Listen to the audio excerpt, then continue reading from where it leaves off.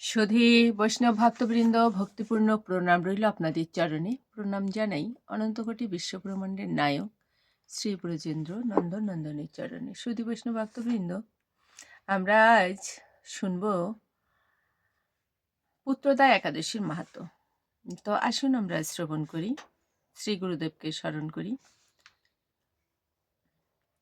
অজ্ঞানতিমিরান্ধস্য জ্ঞানাঞ্জন শলাকায়া চক্ষুরুন্মীলিतं येन তস্मै শ্রীগুরুবে নমঃ। নমো বিষ্ণুপাদায় কৃষ্ণপৃষ্ঠায় ভূতলে শ্রীমতে মহানামস্বামিনীতে নমামি। বাঞ্ছাকল্পতরুভ্যশ্চ কৃপা সিন্ধুভ্যেব চ পতিতানাং পাবনেভ্যো বৈষ্ণবেভ্যো নমো নমঃ। গুরু কৃপা হি কেবলম, গুরু কৃপা হি কেবলম, গুরু কৃপা হি কেবলম। সুধী বৈষ্ণব ভক্তবৃন্দ, পরমেশ্বর পরম দয়াল শ্রীহরি প্রভুর চরণে কোটি কোটি ভক্তিপূর্ণ প্রণাম জানিয়ে আমরা শুরু করছি পুত্রদা একাদশী মাহাত্ম্য। যুধিষ্ঠির বললেন, হে কৃষ্ণ, পৌষ মাসের শুক্লপক্ষের একাদশীর নাম কি? বিধি বা কি? কোন দেবতা ওই দিনে পূজিত হন এবং আপনি কার প্রতি সন্তুষ্ট হয়ে সেই ব্রত ফল প্রদান করেছিলেন? কৃপা করে আমাকে সবিস্তারে তা বলুন। শ্রীকৃষ্ণ বললেন, হে মহারাজ, এই একাদশী পুত্রদা নামে প্রসিদ্ধ। সর্বপাপ বিনাশিনী ও কামদা এই একাদশীর অধিষ্ঠাত্রী দেবতা হলেন সিদ্ধিদাতা নারায়ণ। ত্রিলোকে এর মতো শ্রেষ্ঠ ব্রত নেই। এই ব্রতকারীকে নারায়ণ বিদ্বান ও যশস্বী করে তোলেন। এখন আমার কাছে ব্রতের মাহাত্ম্য শ্রবণ করুন। ভদ্রাবতী পুরীতে সুকেতু মান নামে এক রাজা ছিলেন। তার রানীর নাম ছিল শৈবা। রাজদম্পতি বেশ সুখেই দিন যাপন করছিলেন। বংশ রক্ষার জন্য বহুদিন ধরে ধর্মকর্মের অনুষ্ঠান করেও যখন পুত্র লাভ হলো না, তখন রাজা দুশ্চিন্তায় কাতর হয়ে পড়লেন।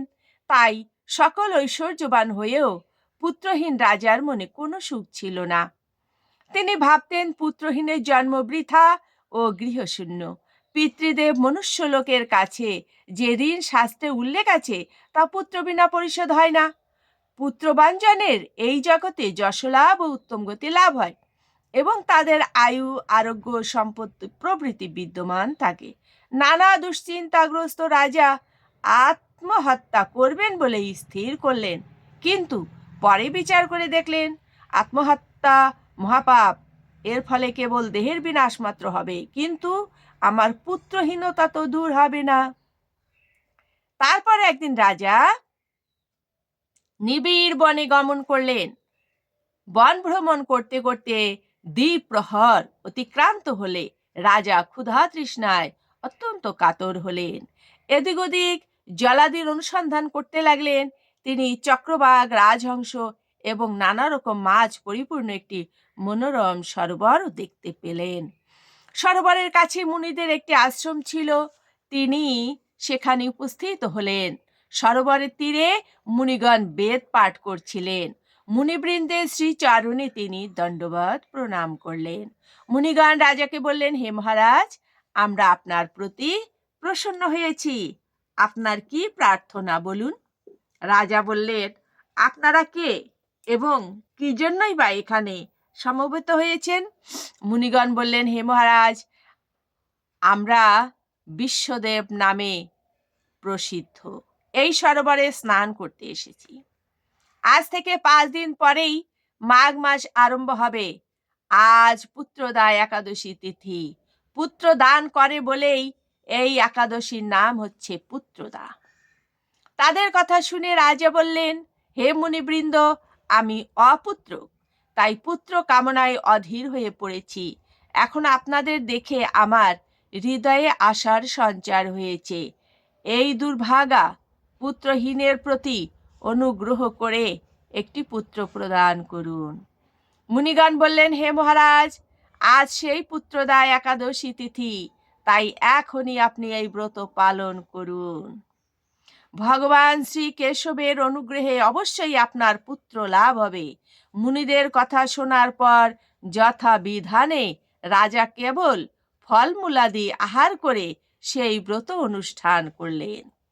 দ্বাদশী দিনে উপযুক্ত সময়ে শস্যাদি সহযোগে পালন করলেন। মুনিদের প্রণাম নিবেদন করে নিজ গৃহে ফিরে এলেন। ব্রত প্রভাবে রাজার যথাসময়ে একটি তেজস্বী পুত্র লাভ হলো। মহারাজ, এই ব্রত সকলেরই পালন করা কর্তব্য। মানব কল্যাণ কামনায় আপনার কাছে আমি এই ব্রত কথা বর্ণনা করলাম। নিষ্ঠা সহকারে যারা এই পুত্রদা একাদশী ব্রত পালন করবে, তারা পুত নামক নরক থেকে পরিত্রাণ লাভ করবে। আর এই ব্রত কথা শ্রবণ কীর্তনে অগ্নিষ্টম যজ্ঞের ফল পাওয়া যায়। ব্রহ্মাণ্ড পুরাণে এই মাহাত্ম্য বর্ণনা করা হয়েছে। সুধী বৈষ্ণব ভক্তবৃন্দ, আমরা পুত্রদা একাদশী মাহাত্ম্য শ্রবণ করলাম। অবশ্যই আমরা যেন এই ব্রত পালন করি, এই আশাবাদ ব্যক্ত করে আজকের মতো এখানেই রাখছি। সকলে ভালো থাকবেন।